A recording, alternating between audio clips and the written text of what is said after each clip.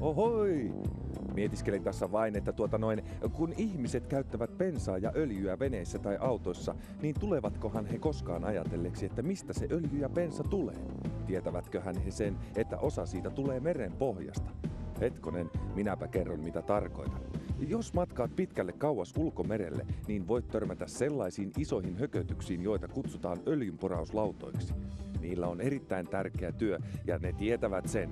Aina silloin tällöin he saattavat ajatella, että heillä on paljon tärkeämpi tehtävä kuin muilla tavallisemmilla kelluvaisilla, veneillä ja laivoilla.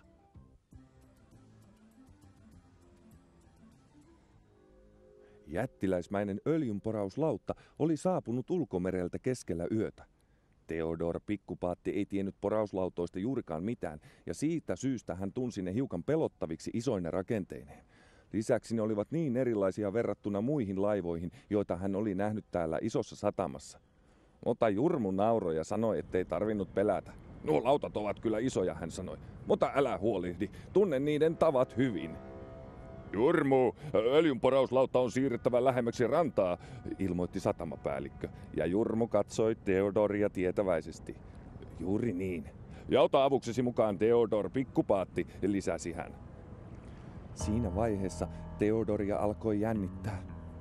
Öljynporauslautta näytti niin kamalan suurelta. Ja Jurmu saattoi olla niin herkkänokkainen ja omapäinen.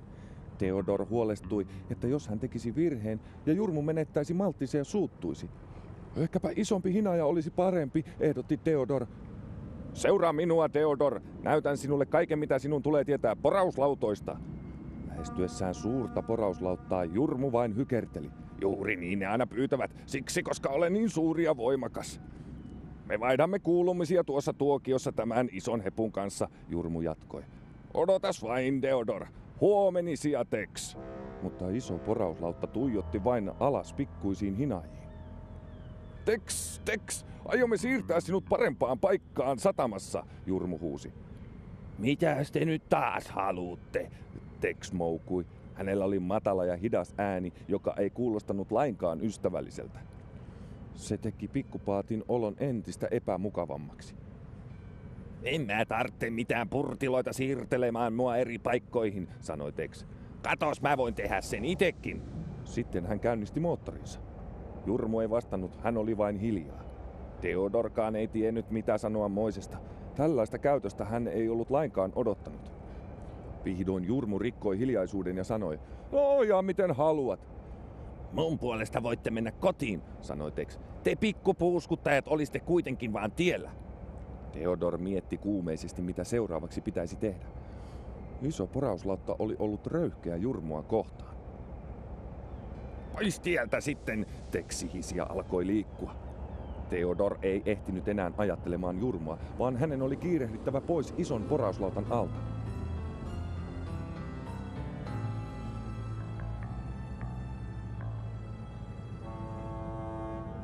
Heti kun Jurmu ja Theodor olivat päässeet laiturilleen, Lasse halusi tietää millaista oli ollut öljynporauslautan kanssa.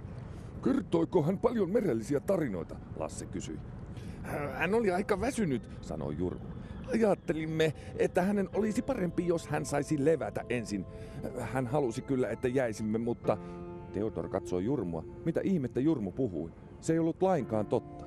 No Theodor, Jurmu taisi antaa hyvän opetusnäytöksen porauslauttojen käsittelyssä, kysyi Lasse. Theodor ei tiennyt mitä vastata. Hän ei halunnut valehdella, eikä kertoa miten töykeästi porauslautta oli kohdellut Jurmua. Sanoi Theodor. Juu, en ole aiemmin tavannut ketään hänen kaltaistaan. Se oli riittävän totuuden mukaista. Minulle ilmoitettiin juuri myrskyn saapumisesta, kuulutti satamapäällikkö. Jurmu tarkistaa, että sen Texin ankkurointi on kunnossa.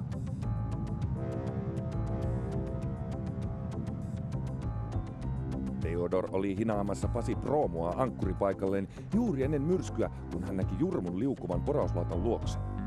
Jurmu kakisteli kurkkuaan selvemmäksi ja sanoi, on tulossa iso myrsky. Tarvitsetko yhtään apua ankkuroinnin tarkistamisessa? Taasko sä, sanoi Tex leikaten Jurmun loppulauseen. Mikset sä vaan puuskuta matkoihisi? En mä tarvitse sun apuas. Mulla on tärkeämpääkin tekemistä kuin jutskata jonkun pikkupurtiloiden kanssa kotiloista. Purtilo, huusi Jurmu. Olen suuren sataman vahvin hinaaja. Äläs noke, kun ette tarttette öljyä, niin mistä te luulette saavanne sitä, Se tulee meidänlaisilta isoilta hemmoilta, jotka ovat kaukana ulkomerellä monta kuukautta kaikenlaisissa säissä. Joten tiedät sä, miten mä en tarvitse minkäänlaista apua tällaisessa pikkupoukamassa sen pikku nokikylkisiltä kupeilta. Jurmu loukkaantui hirveästi. Laivat ja porauslautatkin olivat aina olleet iloisia saadessaan häneltä apua. Mutta ei Tex, ja arvatkaapas mitä. Hetken aikaa Jurmu arveli, että ehkä Tex olikin oikeassa, ettei hänestä ollutkaan kerrassaan mitään hyötyä.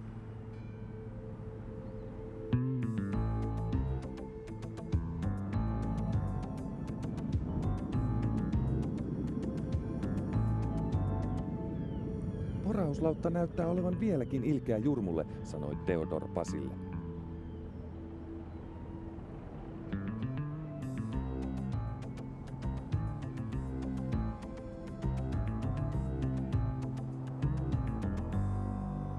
Satamapäällikkö sanoi, kaikkien laivojen tulee olla hyvin kiinnitettynä ja ankkuroituna paikoilleen ennen myrskyn saapumista.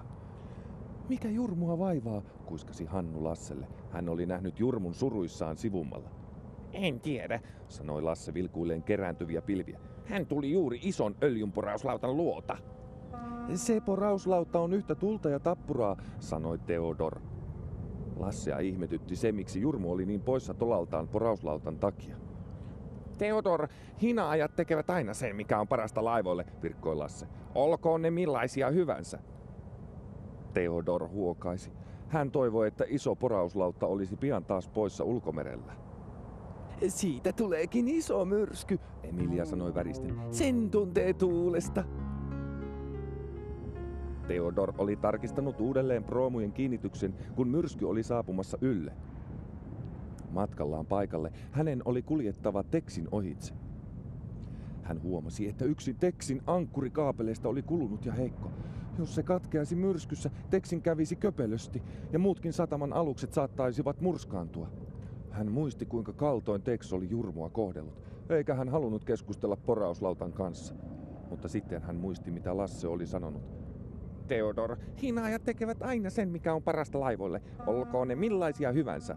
Tex, yksi ankkurikaapelisi on kulunut ja nyt on tulossa myrsky. Luuletko, että se kestää sen? Kuules, pikku porkki, Tex vastasi. Mä oon ratsastanut hurrikaaniaalloissa juuri näillä kaapeleilla. Huomaa, et sä et oo käynyt ulkomerellä. En ole, sir, Theodor myönteli. Joten hoitele sä vaan omat juttusi sitten, rähähti Tex. Theodorista ei tuntunut miellyttävältä tuollainen puhe. Hän loukkaantui ja kääntyi kohti kotilaituria. Tuuli yltyi yltymistään. Jurmu oli yksistään, kun Theodor saapui laiturilleen. Näin sinun juttelevan Texin kanssa, sanoi Jurmu yrmeänä. Hän on kai nyt sinun ystäväsi. Theodor masentui. Hänhän oli vain yrittänyt auttaa, ja nyt Jurmukin näytti muuttuneen hänelle ilkeäksi.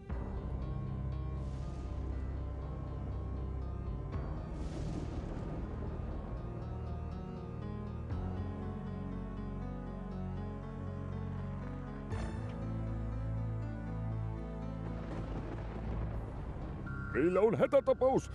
Yksi öljynporauslautan ankkurikaapeleista on katkennut ja lautta on vaarassa. Tilanne voi muuttua vaaralliseksi muillekin. Jurmu, sinun on korjattava tilanne välittömästi, komensi satamapäällikkö. Theodor ihmetteli, mitä Jurmu voisi tehdä. Tex oli ollut töykeä Jurmua kohtaan. Matkalla ollaan, Jurmu kuittasi ja käynnisteli koneitaan. Tee jotakin ja äkkiä, kiljui Tex. Pidä kiinni lujasti, huusi Jurmu toivoen, että Tex kuulisi hänet. Mutta ennen kuin Jurmu ehti aloittaa hinaamisen, tuuli ja aallot käänsivät Texin ympäri.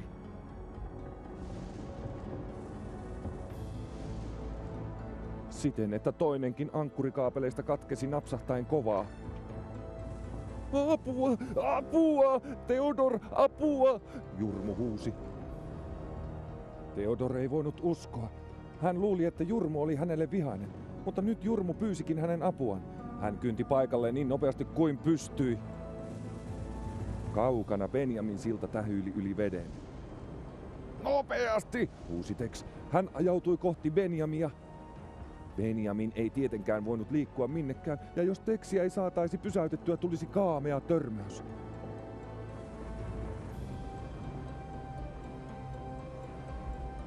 Tex ja Jurmu pyörivät myrskyn keskellä ja ajautuivat koko ajan lähemmäksi Benjamia. Benjamia alkoi pelottamaan. Kääntykää takaisin! Kääntykää takaisin! Hän kiljui. Theodor tajusi äkkiä, mitä oli tehtävä. Voi ei! Itki Tex. Mä murskaannun kohta! Theodor kiesi pitkät vetoköytensä nopeasti porauslautan jalkojen ympäri ja sitten pyyhälsi Texin alle. Suurempi hinaaja ei olisi sinne mahtunutkaan, mutta Theodor olikin pikkuinen ja nopea ja pystyvä. Hän hinaasi niin lujaa kuin jaksoi. Hän veti ja veti yrittäen pysäyttää Texin kieppumisen. Theodor tunsi miltei Benjamin takanaan. Hinaa, pikkukaveri, huusi Tex. Nopeasti, huusi Benjamin. Theodor hinasi niin lujaa, että se sattui häneen.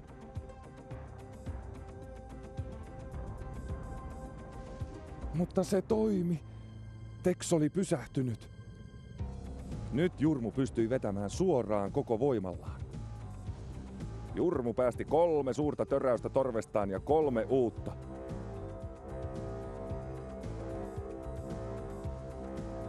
Hyvää työtä, Theodor, hän huusi. Theodor töräytti 3 iloista töräystä vastaukseksi. Hyvin tehty, Jurmu, hän sanoi. Ja Benjamin siltakin oli iloisen huojentunut.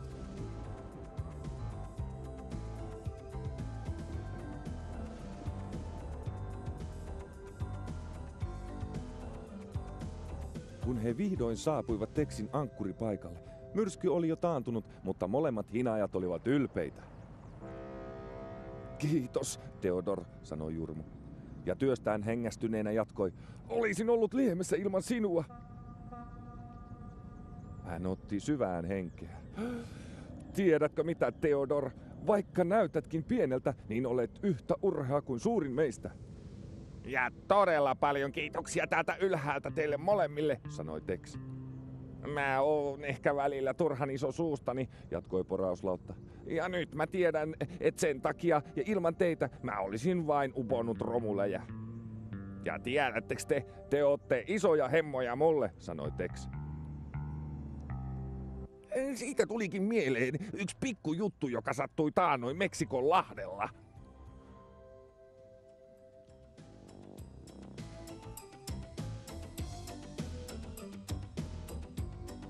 Texillä riitti hyviä tarinoita kerrottavaksi ja hän ja hinaajat ystävystyivät.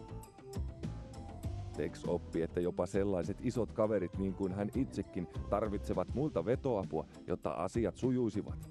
Mutta senhän me olisimme voineet kertoa, eikö vain? Kiitos vierailustanne täällä meidän luonamme isossa satamassa. Ja nähdään ensi kerralla. Hei hei!